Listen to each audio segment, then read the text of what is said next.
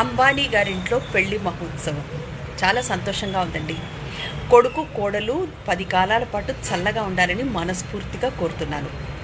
కానీ జియోలో డబ్బులు పెంచి మాత్రం కాదండి. అంటే మనం డొనేట్ చేస్తే వాళ్ళ ఇంట్లో పెళ్లి గొప్పగా చేసుకుంటున్నారా? పోయిన సంవత్సరానికి నేను 1799 రూపీస్ పెట్టి రీఛార్జ్ చేశాను.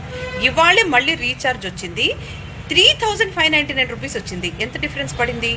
ఎందుకు డబ్బులు అంత డిఫరెన్స్ పెంచినట్టు?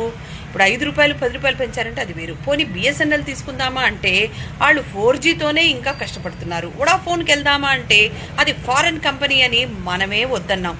మనవాడు మనల్ని ఉద్ధరిస్తాడు అంటే చాలా గొప్పగా జియో వాడు బ్రహ్మాండంగా ఉద్ధరించాడు. ఇప్పుడు ఇది చూసిన తర్వాత ఇన్స్టాగ్రామ్ వాడు ఇదేంటి, ఇది జియో కోసం చెప్పేశారు, అంబానీ కోసం చెప్పేశారు అని డిలీట్ చేయమంటారేమో నాకు తెలియదండి. నేను కనుక ఇన్స్టాగ్రామ్లో ఇంకా మిగిలింటే ఇదే ఇన్స్టాగ్రామ్లో మనం మాట్లాడుకుంటూ ఉంటాము.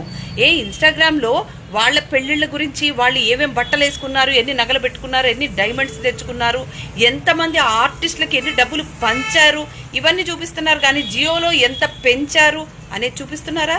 చూపించమనండి, సంతోషపడండి. వాళ్ళ ఇంట్లో పెళ్ళి కదా, ఊళ్ళో పెళ్ళికి